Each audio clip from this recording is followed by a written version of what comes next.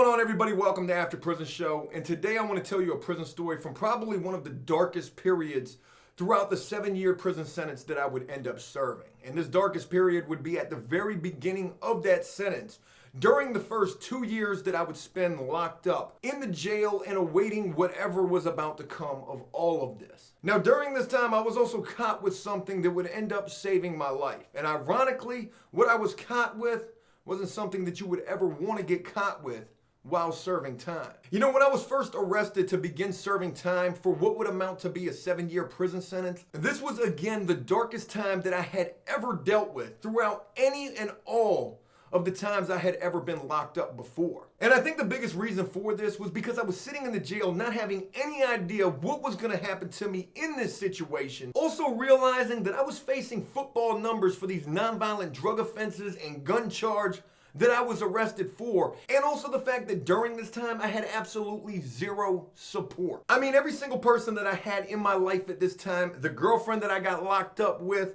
my family, friends, everybody turned their back on me immediately upon me getting arrested. In fact, I can remember the first and only phone call that I made to my father during this time, probably like 2 days after I had been locked up, where I had to tell my dad that I was locked up yet again, and also for what? All of these drug charges: possession with intent to distribute, possession of a firearm by a nonviolent offender, possession of a firearm while in possession of a drug with intent to distribute. And you know, I can remember telling my dad, hey, guess what? I'm locked up again. And my dad's response to that being, well, you're probably going to be gone for a very long time. I can also remember the girlfriend that I had at the time. She only rode this thing out with me for about 2 weeks before she finally just stopped answering the phone. It was crazy. There was still money left on the phone when this chick completely just turned her back as well. And you know what's even more crazy is during this time, I was just hoping and praying that someone would stick around, maybe even especially her. And because of that, I was trying to do anything to assure that. I can remember tattooing this girl's name on my arm. And I ain't just talking about her first name or her nickname. I'm talking about this girl's first and last name, the full government right there on my arm. You know, the only reason I did this was hoping that this would be enough to make this girl stick around. I knew that wasn't gonna happen though. I can remember this girl coming to see me right after I had got that tattoo done. The only time that she came to see me, this tattoo was still bleeding as I was in the visiting room telling her, look, I got your first name, your last name, I got your whole name right here. You gonna ride this out with me? And you know, and I should have just been able to tell by the look on her face that that definitely was not gonna happen. Oh, you got my whole name tattooed on? Boy, you crazy. You got my whole name. Well, where they do that at? They must do that in jail. I ain't never, what? And you know, I guess there was kind of like a secondary reason why I did this as well. This whole tattooing the first and last name of this girl that was gone within 2 weeks. And that secondary reason being, as I'm tattooing her name on my arm, you know, other prisoners are coming up to me like, Joe, I ain't know you tattooed. What you tattooing? Tattooing a girl's name, her first and last name too? Joe, they don't never tattoo the first and last name. Joe, you know tattooing a girl name on you is bad luck. The first and last name, that's double bad luck. Hey, y'all know Joe be doing tattoos. Yeah, I guess that secondary reason why I was doing that was to showcase the fact that I could tattoo. I knew I was going to need to because I had, again, no support. Won't gonna be no commissary, no money getting sent in to me, no zoom zooms and wham whams unless I was earning them. And the only way that I was gonna be able to earn them was through tattooing. And I need to tell you that tattooing is also going to be a big part of this story as well. But you know, one other crazy thing to throw in about this girlfriend of mine who would end up leaving me after 2 weeks after I had tattooed 2 different names of hers on my arm, first name, last name, she was gone. You know, something really crazy in relation to her happened during this super dark first 2 years of my incarceration. And what that was this girl would write me out of the blue, maybe like 4 or 5 months later, saying, hey, I really need to talk to you.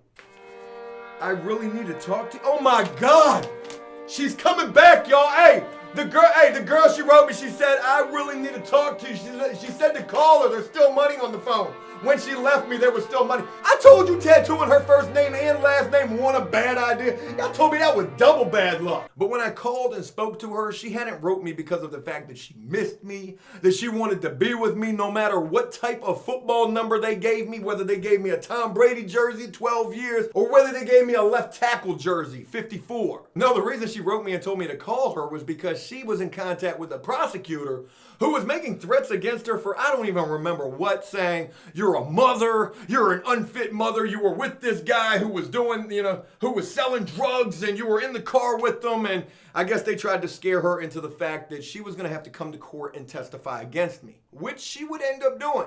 I would go into that courtroom and lo and behold, she would be sitting right in there, but they would not even need her testimony because the police, their testimony was strong enough for the conviction. So yeah, there were really a lot of things going on in my little incarcerated world that were just all adding up and compiling and just stacking right on top of me to make this again the darkest time that I would ever be locked up for. Now also during this time, there are some other things to note. And one really important thing is my very first cellie.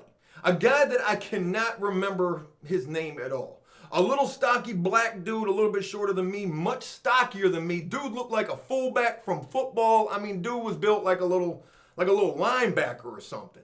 And again, I can't remember this dude's name, but I can definitely remember what this guy was locked up for. And this guy had an arson charge, something involving him trying to burn down some girl's house. That's all I can really remember about this dude's charges. I knew he was facing a boatload of time. He used to also laugh and joke with the other snitching prisoners in there about snitching. But even more important to mention about this dude was the fact that he was absolutely crazy. So crazy, in fact, that they were giving this dude medication. And I don't know why they were giving him this particular type of medication that they wore, but they were giving this dude Seroquel. And I know you guys have heard me mention before the whole story about how I would end up with these 14 Seroquel pills in my possession and what I was planning to do with those pills. And you're going to be hearing a lot more of the backstory involving those pills in this story as well. But this very first cellie of mine, again, this dude was crazy. And I guess he had some kind of a sleep issue. I can remember being in the cell with this dude. I had the top bunk, he had the bottom bunk, and some nights I would wake up to this dude screaming in his sleep, having night terrors, or I don't even know what was going on with him.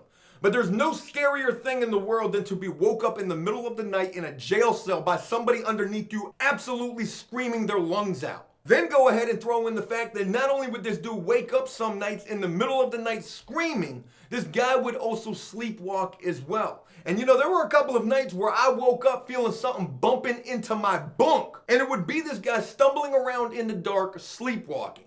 You want to talk about a stress-filled time? It's already going to be hard enough to sleep while locked up, especially when you're awaiting whatever fate is going to be handed down to you. But then go ahead and add into the mix being locked up in a cell with an absolutely crazy, deranged dude who has all sorts of problems with sleeping. So the whole mention of those sleeping Seroquel pills, it actually probably makes a lot of sense why they were giving these to him. And you might imagine with the fact that they were giving my crazy cellie this medication, maybe that would be helping him. Well, that wouldn't be the case at all, because you see, my cellie, he would rarely ever take this medication. In fact, when the nurse would come by as we were locked in our cells to pass out that medication, she would hand him a little paper cup with the pill in it and hand him a little paper cup with water in it, and he would shoot that pill back, shoot that water back, and as soon as she walked on by, there's that pill right there. I ain't taking this. They don't give this type of stuff to crazy people, Joe. I ain't taking this.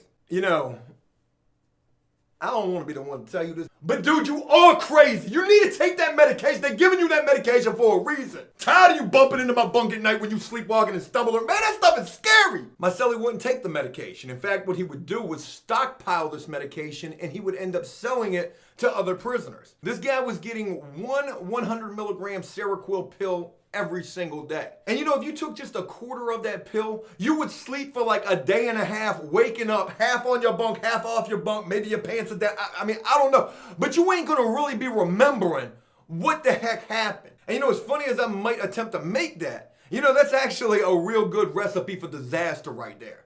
But my bunkie, again, he wouldn't take this medication. What he would do was he would sell these pills to other prisoners. $5 for a whole pill, or maybe like $1 and some change for a quarter of it. Selling his medication was my cellmate's hustle. And I'm about to give you guys a prison term that you might not be familiar with, but there was a term that they used to refer to what it was like to take this medication. And it was referred to as the Seroquel shuffle.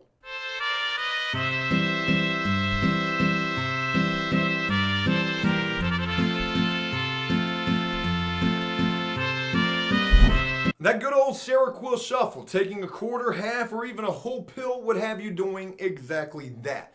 walking around like a zombie from The Walking Dead. And if you were somehow able to remain coherent or even awake enough to still be somehow functioning, well, that Seroquel shuffle was exactly what you would be doing. So I was completely alone during this time with absolutely zero support, feeling like Tom Hanks in Castaway. Tattooing was the only way that I was making any type of zooms and whams. And I had a crazy cellie during this time who had night terrors, would sleepwalk, was prescribed medication that he should have been taking to help him with this, but instead his hustle was selling that much needed medication. And you know, it probably goes without saying that during this time as well, I was feeling absolutely hopeless, I was feeling absolutely lost, and I was probably more depressed than I had ever been in my life. Pretty much every day, feeling like my life was over. But even with all of this, there was one good thing that was taking place during that time.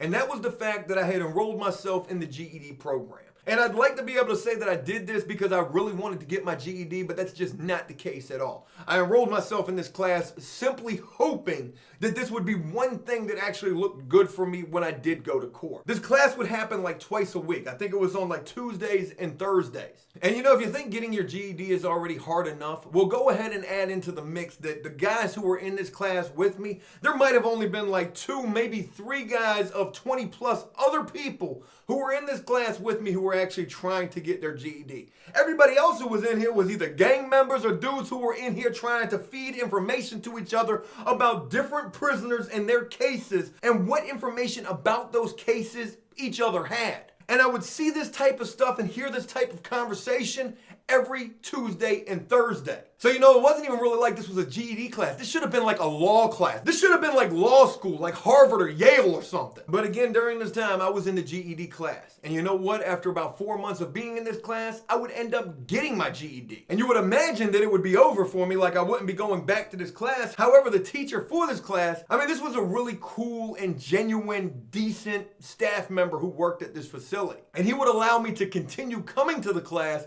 I guess to sort of be like a little tutor, even though I wouldn't never tutor nobody while in there. I would just mess around on the computer, just wasting time. But the fact that I was in this GED class is very important to the story for what happens next. You see, my cellie, he wasn't in the class. He didn't do nothing.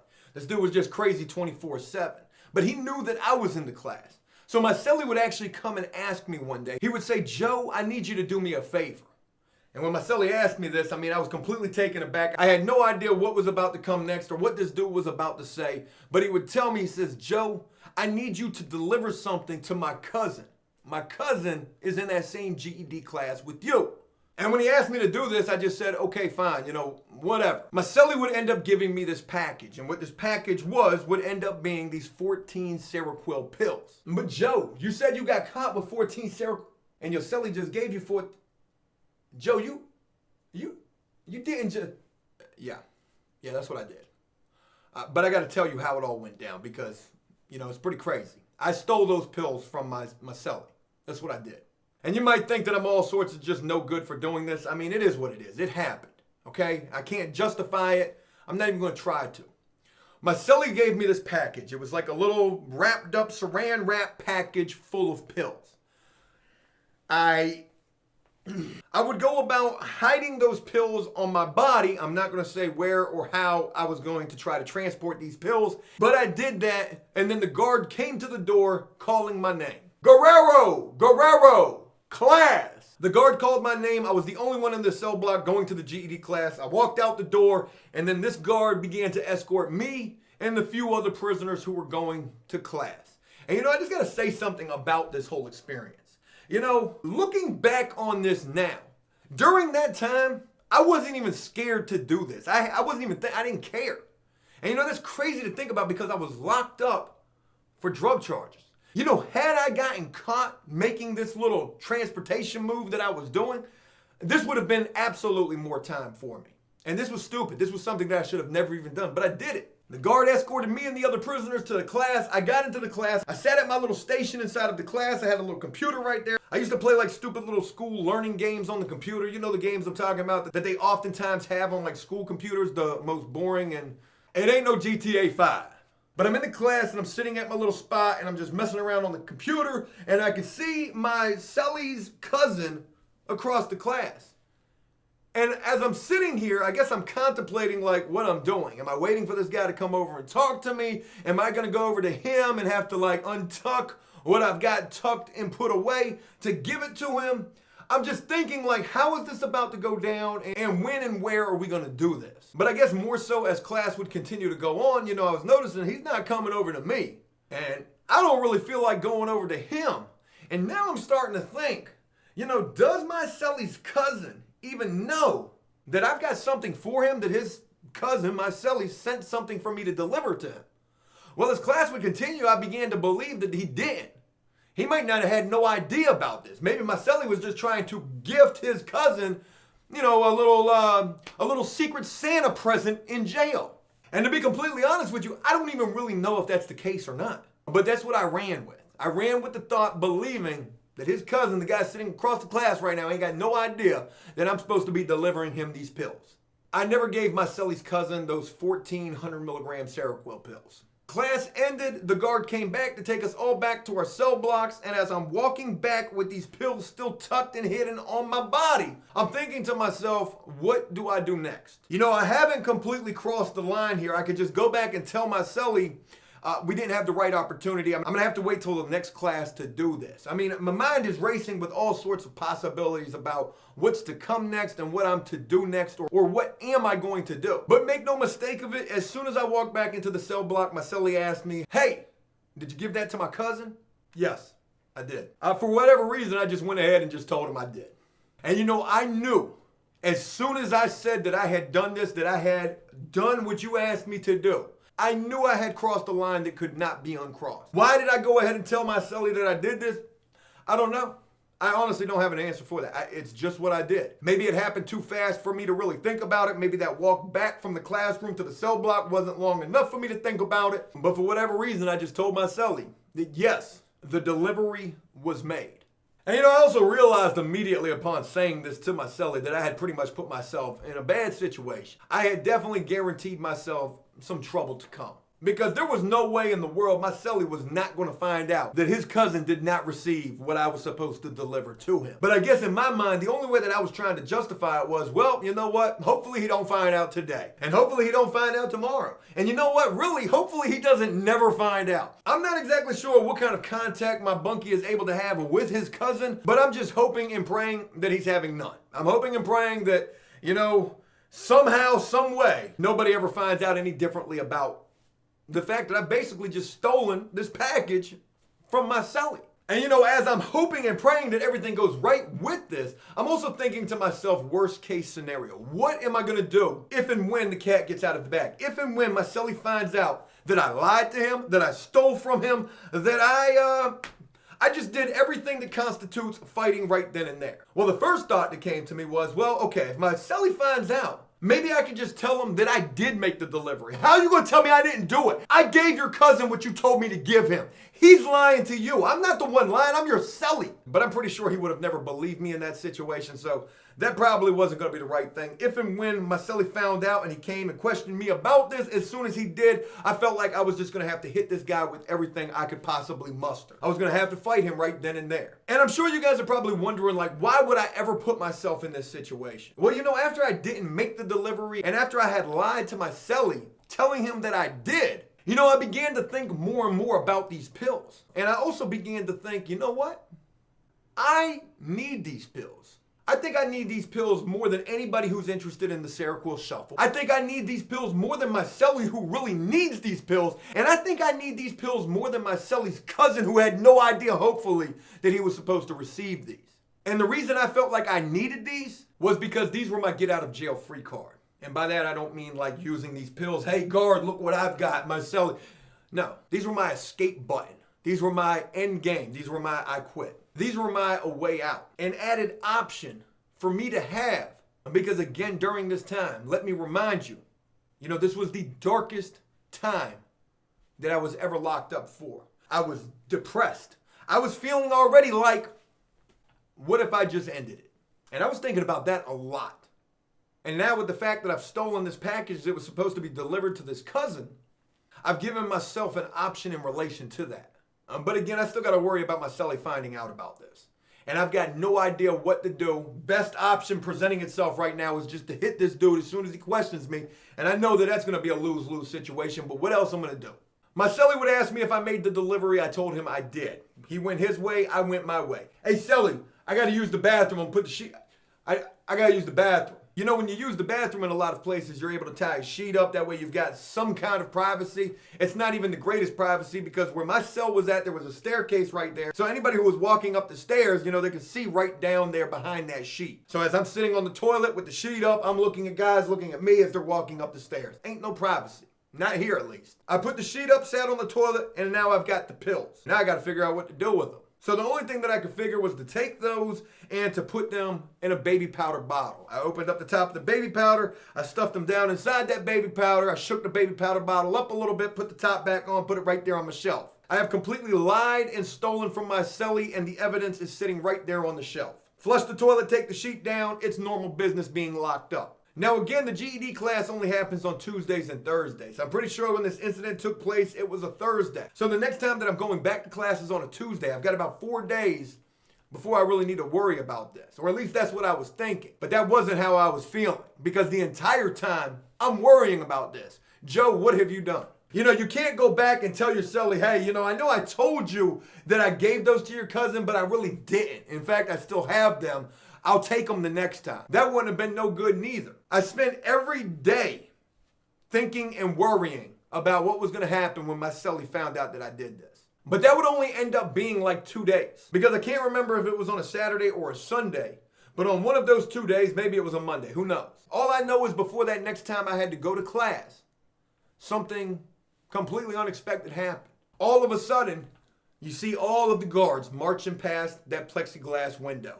And all the prisoners in the cell block are yelling, shakedown, shakedown, they coming in here, shakedown, shakedown, get it up, put that, hey, flush it, flush it. Guards pop the door, run up in the cell block, shakedown, get out of your cell, sit in the day room. Sit down, Indian style, in the day room. I'm seeing this take place and I can't even believe this. I'm like, oh my God.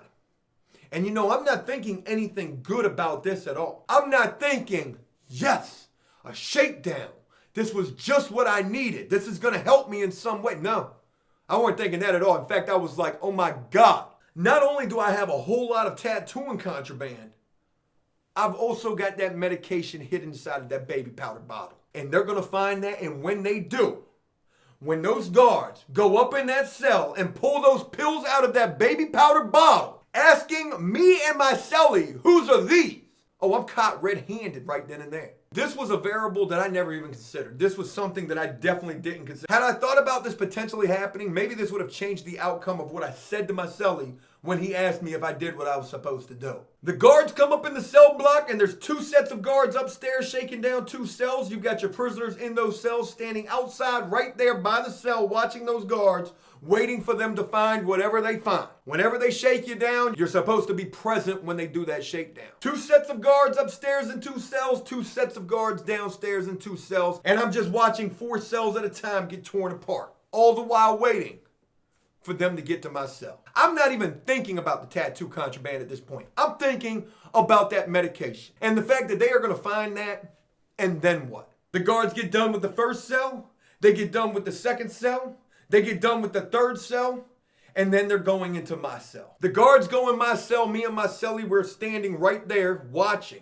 And the first thing the guards do is they flip my mat up. And when they flip my mattress up, all you can hear is things sliding inside of my mattress. Because you see, inside of my mattress, as bad of a hiding place as this ever was where I used to hide all of my tattooing contraband. So as soon as the guards hear stuff sliding in my mattress, they grab my mattress and they suplex it. Doom! Right over the shoulder out of the cell, right between me and my cellie standing there watching this. And I don't even care. I don't care that they got my mattress. I don't care whatever they're going to find in there. I don't care what's to come from that. Because all I'm doing is trying to watch without watching that shelf and that baby powder bottle. One guard is steadily going through all of my cellie stuff. The other guard, he gets to the shelf. He's picking up soap boxes, he's shaking them. Shampoo bottles, he's shaking them. Containers of grease, he's opening it, looking inside it, puts the lid back on it, and then he picks up that baby powder bottle and he shakes it. And then he opens the top and he looks in there. And he puts the top back on and he puts it on the shelf. For whatever reason, maybe it was, I like to say that there was like a higher being. Yeah, I don't know. I was so lucky when he shook it. Maybe the bag didn't come to the surface. And when he opened it up and he looked in there, even if it did, maybe he didn't see it. But I have to believe that bag never made it to the surface. You know, it's crazy going through a shakedown because it's almost like Russian roulette. It is exactly like Russian roulette, in fact. Because I don't know any prisoner. I mean, you're going to have some. I never associated with any who didn't, though. But I don't know any prisoner who doesn't have contraband, who doesn't have something that they don't want to get caught with during a shakedown.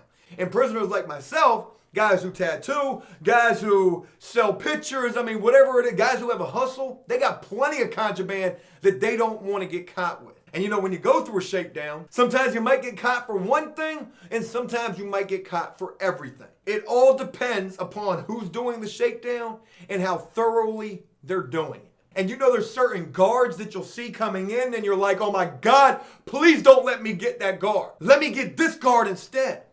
But then you get that bad guard, and that bad guard ends up not even being that bad. And that good guard that you thought you wanted, your friend gets that guard, and they go into the hole. Because that good guard wasn't as good as you thought they were. The guards get done shaking my cell down. They ask whose mattress that was. I said it was mine. They immediately put me in handcuffs, and they taking me to the hole. They throw me in the hole. I sit down there for a little while. Then they pull me out. They take me to this office. They read me the charges that they're charging me with. Charge me with tattoo paraphernalia. And they also charged me with a knife. A knife. I definitely didn't have no knife while I was in the jail. But they pulled this long screw out of a bag. And the screw that they pull out of the bag, it looks like I had sharpened it, but I didn't sharpen it. I was actually trying to flatten it. I was actually trying to make it a screwdriver. I was actually using this screw to try to dig through the mortar and the blocks, thinking that maybe I could escape. I didn't really do too much with that, but I did have that screw. And they charged me with having a knife because of it. And you know what? I took that knife charge. I took that knife charge because that would be a hell of a lot better than telling them what it really was, a tool that I was kind of using, not really using, but you know, kind of using to dig through the blocks. Sort of like trying to escape. Yeah, it's a knife. That's what it is. They charged me with tattooing paraphernalia and possession of a knife. And for those two charges, I would end up spending 60 days in the hole. And you know, it was shortly thereafter where they gave me those charges where they then brought me my belongings, or what little belongings you're allowed to have while in isolation. And pretty much the only thing that you're allowed to have down there is hygiene items. Your soap, your shampoo, and your baby powder. Can't have no commissary. You ain't getting no coffee down there. You ain't getting no honey buns, no ramen soups. Might get lucky and get a book here and there. But all you're really guaranteed to get is your hygiene. And when they brought me what I was allowed to have, lo and behold, these guards brought me that baby powder bottle with that package still inside it. You know, all the while I'm worrying what I'm gonna do when my cellie finds out that I lied and stole from him. But then here comes this shakedown, and I'm even more worried now because now I'm like, oh my God, he is definitely going to find out right now. I would end up going to the hole for some pretty bad things. Forget the tattooing. That ain't, you know what? If you tattoo while locked up, you're going to get you some tattooing charges. The first one's going to be like, oh my God, how am I in prison or jail and I just caught a charge? It's going to be kind of detrimental. But then you catch the second one and you're like, you know it is what it is. I still got 5 years left. I'll get that good time back that they're guaranteed to take from me. And then you get the third one and you're like, screw it. I'm doing time. I gotta eat. But that knife charge was scary. That was a scary charge to have.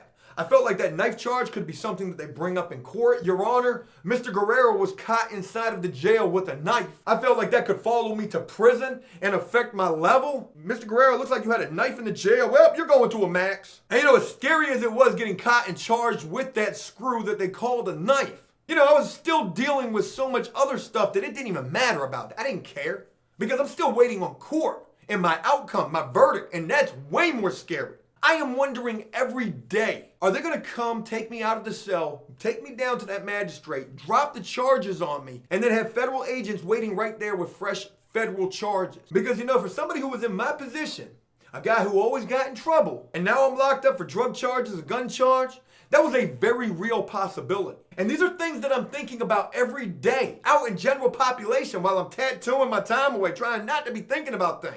But now I'm in isolation, surrounded by crazy, crazy people. And no matter how loud it is, I'm in this cell by myself and all I can do is think.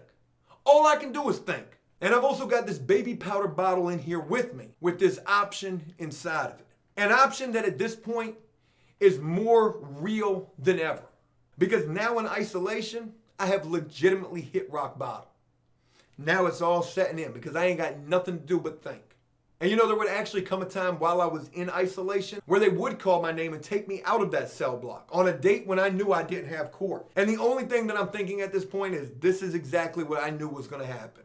Here the feds are. They're here to pick me up and they're here to charge me. They're going to career me out. And those football numbers I was already facing in the state, they're going to be doubled in the feds. And they would end up taking me down to this lawyer visit.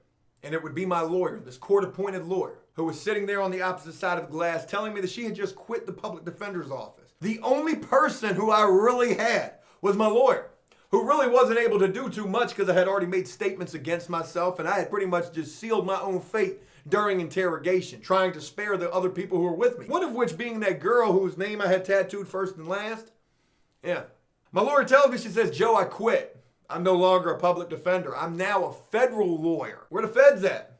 I've been waiting on this. Where the feds? She says, no, Joe, that's not why I'm here. I'm here because I'm letting you know that I'm no longer working for the public defender's office. So I had to drop all of my cases. However, you know, I know they're going to railroad you in court. And you're the only case that I'm going to still represent. I want to try to help you in any way that I can.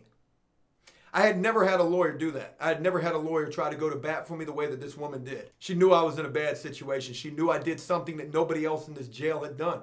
Testified, snitched, wanted to offer up information to cooperate. I didn't do any of these things. Maybe for the fact that I kept it 100 was the only reason this woman was here telling me that as a federal lawyer, she still wants to represent me on the state side. I go back to my cell and more thinking is all I'm able to do. Continuously thinking, and I got these pills. And I'm thinking to myself, I'm trying to weigh out the options, the pros versus the cons. Should I do this or not? And I'm going to be completely honest with you. The pros for me to do it, well, they were many. And the cons, the reason I shouldn't do it, there were none. I couldn't think of one reason why I shouldn't do this. And I need to throw this in here as well. I got 14 100 milligram Seroquel pills, 1,400 milligrams. I don't necessarily know that that would be enough to end it. I don't. But in my mind, I think that it will. And the fact that whether it works or whether it doesn't even matter. The fact that if it does is all that matters. And the fact that I'm willing to risk it working, there ain't nothing else to say about that. That's as close as you can come to this type of a situation, minus actually doing it. Again, I'm in isolation for like 2 months. Through the majority of the time that I'm down here, I'm starving. I'm hardly sleeping because guys are just screaming and going crazy. Hell, I could have been taking quarter pieces of those pills and doing the Seroquel shuffle. I could have been doing a grand old time down here in isolation. But I'm not doing that because, again, all I'm doing is thinking. And I don't want to waste any of what might potentially be a very real possibility and option that I'm contemplating. But eventually I would reach a point where I had to make a decision. Do it or don't do it, Joe. We got to figure something out. And again, rock bottom.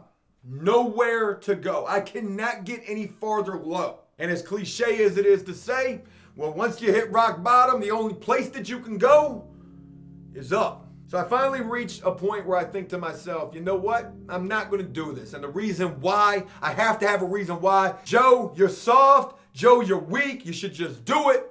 I got to have a good reason not to. And the reason that I come up with is thinking to myself, well, if I do this, who the hell would even care? I'm in here by myself. Yeah, my family would find out about this, but would they really care? Or would they just think to themselves, this dude ain't been nothing but problems. Maybe this is best for him. And that realization right there, thinking that my family would probably think that this was a good idea, won't gonna be me. I vowed to myself right then and there, I was like, I will not have people remembering me as nothing. I'm not gonna let people remember me for nothing. Thinking that this was the best that I could amount to was ending myself. Man, no. I don't care how this thing plays out. Hopefully I get something less than 15 years. I would end up getting 7. I was blessed in that department. But no matter what happened, I'm gonna make something of myself. I'm gonna make something good of this time. And I began drawing and art and more tattooing and the cartooning, and then painting would come. And, you know, there wouldn't be too much positive that I could do, but these little things that I was focusing on were things that would begin to give me hope. And, you know, the cartooning came into effect right there in the hole at rock bottom. I literally began drawing my first cartoons sitting in isolation. I didn't even have paper. I'm drawing cartoons on toilet paper. I'm writing notes. I wish I still had some of that today. I mean, that would just be crazy to be able to share that with you. That, like a lot of other things, was just lost over time.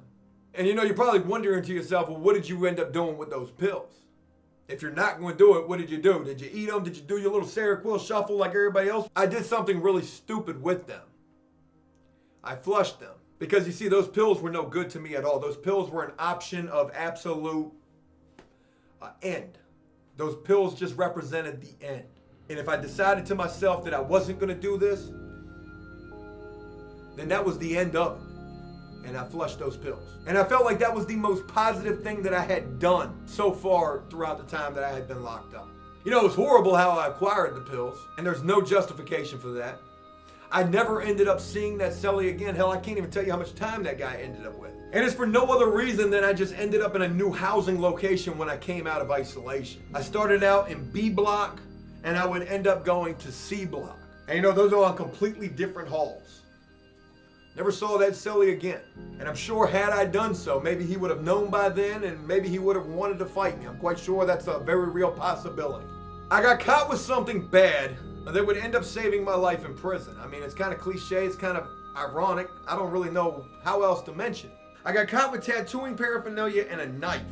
I didn't get caught with those 14 pills, which would have probably been a street charge and additional time added onto my sentence had I gotten caught with them. But because of the fact that I got caught with this tattooing stuff and this screw, I would end up going to isolation with these pills. And while there, I would reach a crossroads where I had to make a life and death decision. So you know what? That knife charge saved my life. It gave me time to really weigh out all of the options. It gave me time to reach whatever decision I was going to reach. And I'll be completely honest with you, I am so glad that I chose the decision that I did. Couldn't even imagine, you know, had I chose the other. I wanted to share this story with you guys. It is by far from the darkest time and the worst time that I ever spent locked up. I hope somehow in some way you guys were able to enjoy this story, get something from it. Maybe you heard some things that you never even knew. Maybe these are some things that you wondered about me and my time locked up. And if that's the case, please leave a like and a comment on this video letting me know exactly what you thought about it. As always, until next time, enjoy life, the free world. Never take a moment for granted and make the most of every day.